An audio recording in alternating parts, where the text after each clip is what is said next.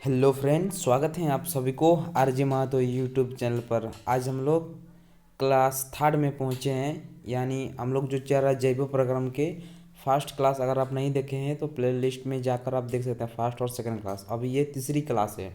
तो तीसरी क्लास में हम लोग लास्ट क्लास में जो तीसरी क्लास दो नंबर क्लास था तो शासन के प्रकार ये पढ़ लिए थे। ठीक है, आज हम लोग अगले यहाँ से पढ़ना स्टार्ट करेंगे। आप नोट करना है तो आप वीडियो पॉज करके नोट कर सकते हैं। ठीक है, वीडियो को पॉज करिए और आप नोट कर सकते हैं। ठीक है, तो अब हम लोग स्टार्ट करेंगे अवायवीय श्वसन से। ठीक है, यहाँ से एटीपी अवायवीय श्वसन, ये होगा अवयव श्वसन। शायद ये अवायवीय श्वसन भी हो गया था आपका।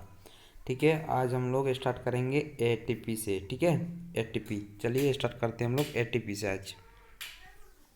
तो एटीपी क्या है आपको बता देते हैं। हम लोग जो ऊर्जा शरीर में जो हम लोग जो खाते हैं, कार्बोहाइड्रेट खाते हैं, प्रोटीन वगैरह, विटामिन, ये सब खाते हैं। तो खाने के बाद जो हम लोग स्टोर रहते हैं, है ना, स्टोर हो जाते हैं ग्लूकोज के रूप में। और ग्लूकोज से जो हम लोग ऊर्जा बनते हैं, तो ऊर्जा किसके फॉर्म में होते हैं, तो आप बोलना एटीपी के फॉर्म में होते हैं। एटीपी का फुल फॉर्म एडिनो ट्राइफॉस्फेट होता है इसका फुल फॉर्म। ठीक है, इसका पूरा नाम एंड्रियल ट्राइफॉस्फेट होगा। ठीक है, एडिनोसिन, देखो इसका है एडिनोसिन ट्राइफॉस्फेट है, तो फुल फॉर्म होगा। अधिकांश कोशिका प्रक्रम के एटीपी ऊर्जा मुद्रा है। श्वसन क्रिया में विमोचित उचित ऊर्जा एडीपी तथा कार्बन फॉस्फेट एटीपी अणु बनने में क्रिया होता है। ठीक है, कैसे बनते हैं आप देख सकते हैं। एटीपी हो गया, प्लस फॉस्फेट हो गया, ऊर्जा एडीपी पेट पर और एटीपी इस प्रकार का निर्माण होता है। चलिए आगे देखते हैं नोट में। इन एटीपी का प्रयोग शरीर के विभिन्न क्रियाओं में किया जाता है। ठीक है, जो लोग काम करते हैं होते हैं ऊर्जा के रूप में किया जाता है। ये एटीपी के एक उच्च ऊर्जा बंधन के खंडित होने से 3.5 कैलोरी के मोल उत्पन्न होते हैं। ये आपको याद रखना है। क्या रखना है, ये आपको याद रखना। ठीक है, खंडित होने से 30.5 किलो जूल मोल के तुल्य ऊर्जा मुक्त होते हैं। ठीक है, एक एटीपी से। चलिए आगे देखते हैं हम लोग। ये तो हो गया, वही चीज़ है, दो बार आ गया। अब देखेंगे पौधे में श्वसन क्रिया। पौधे कैसे श्वसन लेते हैं, जो हम लोग सांस लेते हैं नाक से द्वारा, पौधे कैसे सांस लेते हैं इसके बारे में हम लोग पढ़ना स्टार्ट करेंगे। पौधे में श्वसन क्रिया। पौधे में ऑक्सीजन तथा ऑक्सी दोनों प्रकार की श्वसन पाया जाता है। ऑक्सी श्वसन वायु की उपस्थिति में होता है। इन रंध्रों द्वारा ऑक्सीजन युक्त वायु उपस्थित से गुण हो जाता है। ठीक है, पत्ती में होता है रंध्र, उसी से आदान प्रदान होता है करती है तथा CO2 युक्त वायु बाहर निकल जाती है। यह क्रिया पौधे में लागत होती है, जिससे गैसीय भिन्न दो चरण में होते हैं। ठीक है, जिससे हम लोग गैस निकालते हैं। श्वसनीय कोशिका तथा अन्य कोशिका वायु के बीच होते हैं। वायु के बीच गैस की विनिमय हो गया, और दूसरा हो गया वातावरणीय वायु एवं अंत कोशिका वायु विनिमय हो गया। चलिए अगले हम लोग देखते हैं। अब पढ़ेंगे जंतु में श्वसन। जंतु में कैसे श्वसन करते हैं, देखिए जंतु में श्वसन आप देखना स्टार्ट करते हैं। तो क्या है, जंतु में पर्यावरण से ऑक्सीजन लेने और उत्पन्न CO2 को बाहर निकालना। ठीक है, ऑक्सीजन क्या करते हैं, लेते हैं, और CO2 छोड़ते हैं। भिन्न प्रकार के अंगों का विकास हुआ। स्थलीय प्राणी वायु के ऑक्सीजन लेते हैं, परंतु जलीय जीव जल में विलय ऑक्सीजन का उपयोग करते हैं। विभिन्न प्राणियों में श्वसन विभिन्न तरीके पाए जाते हैं। ठीक है, अलग अलग जीवों में अलग अलग जीने मतलब श्वसन करने की क्रिया अलग अलग होती है। चलिए हम लोग आगे देखते हैं। अब यहाँ से देखते हैं सरल कोशिकीय प्राणी जैसे अमीबा अलग तरह से श्वसन करते हैं। ठीक है, कला द्वारा गैस के साधन विकसन द्वारा होता है। ठीक है, दूसरा देखिए कुछ प्राणी जैसे केंचुआ अपनी त्वचा द्वारा श्वसन करती है। आपको याद करना है, एग्जाम में ऑब्जेक्टिव क्वेश्चन यहाँ से पूछता है कि केंचुआ कैसे श्वसन करता है, तो आप बोलना त्वचा से श्वसन करता है। ठीक है, जलीय जीव कैसे करते हैं, जलीय जंतु जैसे मछली अपनी मुंह या गलफड़े से श्वसन करते हैं। ठीक है, चलिए आगे हम लोग देखते हैं। अब क्वेश्चन नंबर 4 नोट करना है, आप तो वीडियो को पॉज करिए और आराम से अपना नोट करें। ठीक है, क्वेश्चन नंबर 4 है एग्जाम्पल। कीट में गैसों की आदान प्रदान के लिए अवयव श्वसन तथा श्वसन नली पाए जाते हैं। ठीक है, कीट में श्वसन नली पाए जाते हैं। 5वां नंबर है स्थलीय प्राणियों जैसे पक्षी, कुत्ता, मनुष्य आदि श्वसन के लिए फेफड़े का पाए जाते हैं। ठीक है, चलिए आगे बढ़ते हैं हम लोग। अब हम पढ़ेंगे इसी चैप्टर के पार्ट 3 में। ठीक है, उसी चैप्टर है जैव प्रक्रम के पार्ट 3 पर पहुंचे हैं। ठीक है, तो पार्ट 3 देखिए क्या करना है, कहते हैं मनुष्यों में शोषण। अब हम लोग पार्ट 3 में यही पढ़ेंगे मनुष्यों में शोषण कैसे करते हैं। तो मनुष्यों में शोषण के लिए जटिल प्रक्रिया शोषण तंत्र होते हैं, ठीक है। चलिए देखिए मनुष्य में शोषण तंत्र, क्या क्या शोषण तंत्र होते हैं। मनुष्य में शोषण फेफड़े द्वारा होता है, ठीक है। मनुष्यों के शोषण को फुफ्फुसीय शोषण कहते हैं। मनुष्यों के शोषण तंत्रों को दो भागों में बांटा गया है, ठीक है। एक है श्वसन मार्ग और एक है फेफड़े, दो भागों में बांटा गया है। चलिए देखेंगे आगे एक करके हम लोग इसको देखते हैं। पहला है श्वसन मार्ग। श्वसन मार्ग से होकर वायु फेफड़े में प्रवेश करती है। हम लोग जो सांस लेते हैं नाक से द्वारा फेफड़े पर क्या जाता है, वायु पहुंच जाता है ना। आगे हम लोग देखते हैं यही चीज़ है, वायु पहुंच जाती है, ठीक है। यहाँ वही है, वायु पहुंच जाती है। सांस लेने के निकालने की क्रिया को श्वसन क्या श्वासोच्छ्वास कहलाता है। जो लोग बाहर निकालते हैं उसको श्वासोच्छ्वास कहलाता है, ठीक है। चलिए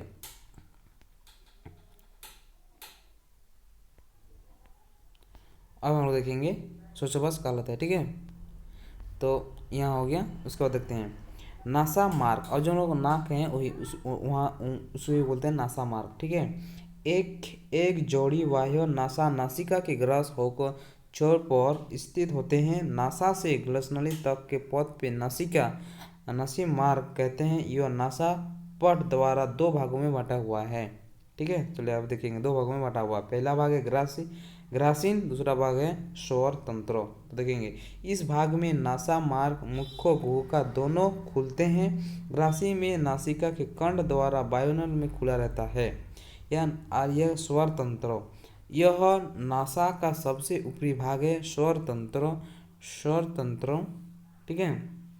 यही है स्वर तंत्र, दोबारा पीढ़ी भाग है स्वर तंत्र। हाँ ये देखिए स्वर तंत्रों में वक्र रज्जु उपस्थित होते हैं। वक्र रज्जु जो वॉइस निकलते हैं उसको वक्र रज्जु उपस्थित होते हैं।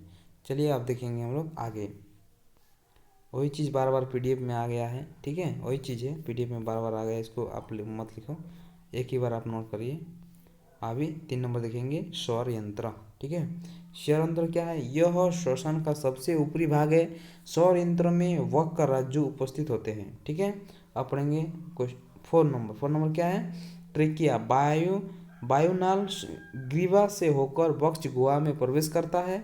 वायु की भित्ति उपस्थित में बने सी आकार छल्ले होते हैं जो इसे पिचकने की रोकते हैं, ठीक है। चलिए आगे हम लोग देखते हैं, पढ़ेंगे श्वासन, ठीक है। 5 नंबर देखते हैं श्वासन क्या, वह गुहा में प्रवेश करने में पश्चात वायु द्वारा श्वसन में विभाजित हो जाती हैं। प्रत्येक वायुसेना अपनी ओर से फेफड़े में प्रवेश करती है, ठीक है। अब देखेंगे फेफड़े के बारे में हम लोग देखेंगे अभी।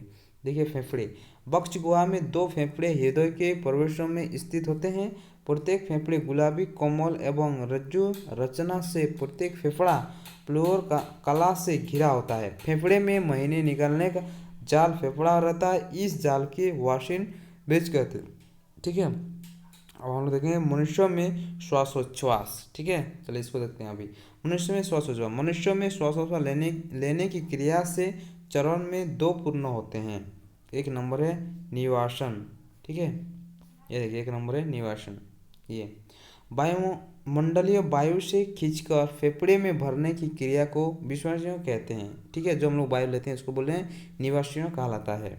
अब देखेंगे इनमें CO2 युक्त वायु में फेफड़े प्रवेश करते हैं। इसमें क्या कहते हैं, CO2 माने ऑक्सीजन क्या अंदर जाता है और CO2 बाहर आता है।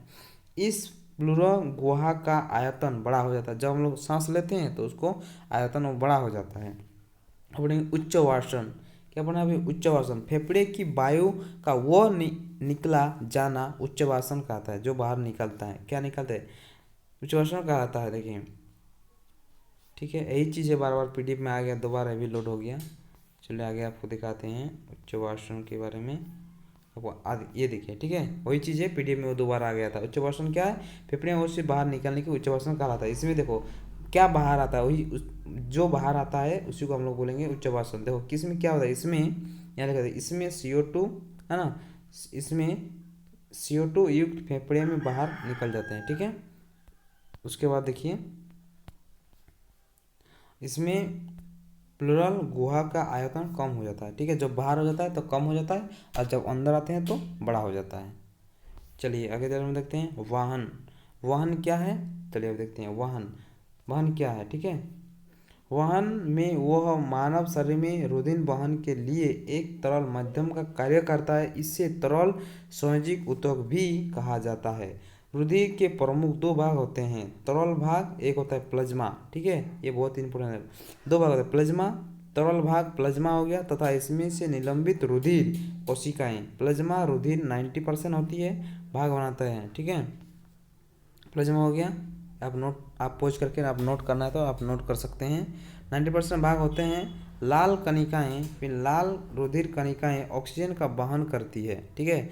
हम लोग जो लाल रक्त कणिकाएं होते हैं जिसको बोलते हैं आरबीसी, वो ऑक्सीजन को ब्लड, आरबीसी ब्लड में होते हैं और वो फेफड़े से ऑक्सीजन को लेके जाते हैं। इस कार्यों में लाल रुधिर कणिकाओं को, उसी को बोलते हैं लाल रुधिर कणिकाएं में उपस्थित हीमोग्लोबिन कण महत्वपूर्ण भूमिका निभाते हैं। वो जो हीमोग्लोबिन है, हीमोग्लोबिन एक्चुअल में लेके जाते हैं, ठीक है। हीमोग्लोबिन का महत्व भूमिका निभाते हैं। हीमोग्लोबिन की उपस्थिति तथा लाल, ये आपको याद रखना है। हीमोग्लोबिन के कारण हमारे रक्त क्या हो जाता है, लाल होता है। हमारा रक्त रुधिर कणिका अधिक होता है, कण रुधिर लाल रंग होता है, ये भी आपको याद रखना। पूछता है कि लाल ब्लड लाल रंग क्यों होता है, तो आपको बोलना है हीमोग्लोबिन के कारण होता है, ठीक है।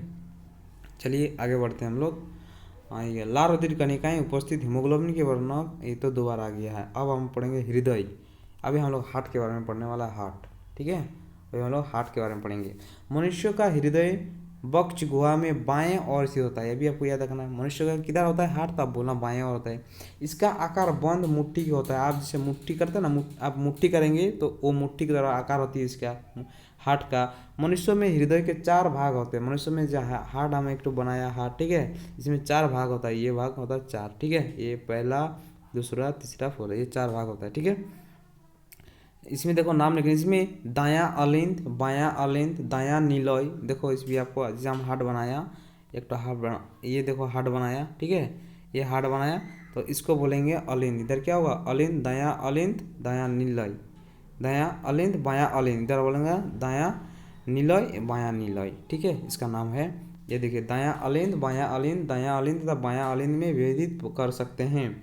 अलिंद ऊपर की ओर होता है, ठीक है। अलिंद कहाँ होता है, अभी बताया ना, अलिंद ऐसे बनाया हार्ट, तो अलिंद, इधर दायां अलिंद, इधर बायां अलिंद, तो ये सॉरी, इधर दायां अलिंद, इधर बायां अलिंद, ठीक है। तो अलिंद होगा ऊपर और नीलय होगा नीचे। ये 2 चेम्बर होता है नीलय, और इधर 2 चेम्बर होता है अलिंद, ठीक है। अब देखो, चलिए आगे देखते हैं। ये देखिए फुसफुस हो गया। आप इसको नोट करना चाहते हो नोट कर सकते हैं। चलिए हम लोग देखते हैं, अभी पढ़ेंगे परिसंचरण तंत्र। कैसे हम लोग ब्लड जाते हैं हृदय से बाहर, कैसे निकलते, उसको बोलेंगे परिसंचरण तंत्र, ठीक है। चलिए परिसंचरण तंत्र हम लोग देखते हैं। परिसंचरण तंत्र तो यह मानव के शरीर में उपस्थित ऐसे तंत्र जो पोषक तत्वों में गैस, हार्मोन तथा अपशिष्ट पदार्थ को परिवहन करते हैं, उसे परिसंचरण तंत्र कहते हैं, ठीक है। अब देखेंगे परिसंचरण तंत्र। तो परिसंचरण तंत्र क्या होंगे, रक्त है, हृदय है और रक्त वाहिकाएं हैं, जो रक्त को ले जाते हैं, उसको बोलेंगे रक्त वाहिकाएं। अब देखेंगे रक्त क्या होता है, देखो रक्त, ठीक है। देखेंगे रक्त एक प्रकार का तरल संयोजक ऊतक है। भी एग्जाम में ऑब्जेक्टिव क्वेश्चन बहुत पूछा है, रक्त कैसे ऊतक है, तो आप बोलना तरल संयोजक ऊतक है, जो शरीर के विभिन्न भाग में पोषक तत्व, गैस, हार्मोन तथा अपशिष्ट पदार्थ को परिवहन करते हैं। माने जो चीज़ होता है लेना जाना करते हैं, ठीक है। अब देखेंगे रक्त, ठीक है, ये तो यहाँ तक आपको बोल दिया। अब देखो इसका पीएच वैल्यू भी याद करना बहुत इंपॉर्टेंट है। रक्त का पीएच वैल्यू पूछता है, तो आप ब्लड का पीएच वैल्यू होता है 7.4 होता है, ठीक है। ब्लड का पीएच वैल्यू होता है 7.4, ठीक है। 7.4 हो गया, ये आपको याद रखना है। 7.4 हो गया, ठीक है। अब देखो इसका निर्माण लाल अस्थित मज्जा होते हैं, अस्थित मज्जा में होता है, जो हड्डी के बीच में होता है, वहाँ पर इसका निर्माण होता है। नवजात शिशु में रक्त का निर्माण प्लीहा में होता है, इसको याद रखना। नवजात शिशु जो बच्चा में प्लीहा में होता है, सॉरी कहाँ होता है, इसका प्लीहा में होता है, ठीक है, ये आपको याद रखना, प्लीहा में होता है। एक सामान्य व्यक्ति में 5 लीटर रक्त होता है, ये आपको याद रखना। सामान्य व्यक्ति में कितना होता है, 5 से 6 लीटर में ब्लड होते हैं, ठीक है। चलिए आप देखेंगे, ये हो गया, ये तो दोबारा पीडीएफ आ गया है, यही दोबारा चीज़ पीडीएफ लोड हो गया है। रक्त तो हाँ, अभी इसके बारे में अभी यहाँ तक रक्त। अभी देखो रक्त में क्या क्या चीज़ होता है, 2 चीज़ होता है, अभी याद रखना। एक होता है प्लाज्मा, एक होता है रुधिर कणिका, जो सॉलिड पार्ट होते हैं, ठीक है। एक होता है लिक्विड पार्ट, एक होगा सॉलिड पार्ट। तो देखिए प्लाज्मा 50% भी पूछा जाता है, प्लाज्मा कितना परसेंट होता है तो 55% होता है। और रुधिर कोशिकाएं कितना परसेंट होते हैं तो 45% होता है। इधर क्या होता है, जल होगा, जल 90% रहता है इसमें प्लाज्मा में। और कार्बनिक पदार्थ जैसे हो गया प्रोटीन रहता है तो इसमें इसमें हो गया 8% रहता है, आधार चीज़ रहता है, इसमें पानी ज़्यादा रहता है। इसमें क्या होता है, ठोस भाग में, सॉलिड भाग में क्या होता है, आरबीसी रहता है, रेड ब्लड सेल, आरबीसी का फुल फॉर्म होता है रेड ब्लड सेल, डब्ल्यूबीसी होता है व्हाइट ब्लड सेल, और होता है प्लेटलेट्स होता है जिसको हम बोलते हैं बिम्बाणु। ठीक है, अब इसके बारे में धीरे धीरे हम लोग के बारे में देखना स्टार्ट करेंगे। देखिए अभी आरबीसी के बारे में पढ़ेंगे। आरबीसी लाल ब्लड सेल होगा, ठीक है, आरबीसी। तो 15 मिनट हो गया है, कितना है पीडीएफ हम लोग देख लेते हैं, या तो फिर हम लोग नेक्स्ट वीडियो में कवर करेंगे इसको। ठीक है, पार्ट 4 भी है, बहुत लंबा क्लास जाएगा। ठीक है, यहाँ तक लास्ट है, यानी और 2 क्लास है। ठीक है, और 2 क्लास में ये कवर हो जाएगा। ठीक है, वीडियो को ज़्यादा लंबा नहीं खींचेंगे, छोटा छोटा एक वीडियो करेंगे। अगर वीडियो को अच्छे लगे तो सब्सक्राइब जरूर करना है हमसे जुड़े रहने के लिए, और अपना वैल्यूएबल कमेंट करके ज़रूर बताइए कैसे लगे आपको वीडियो। इसी तरह आपको नोट से और भी सब्जेक्ट या और भी फिजिक्स केमिस्ट्री लेना चाहते हो, इसी तरह क्लास लेना चाहते हो तो हमें कमेंट करके ज़रूर बताइए। ठीक है, सबसे पहले तो आप हमारे चैनल को लाइक ज़रूर करिए और सब्सक्राइब करिए। ठीक है, तो चलिए ऑल द बेस्ट, मिलते हैं अगले वीडियो में, तब तक के लिए धन्यवाद।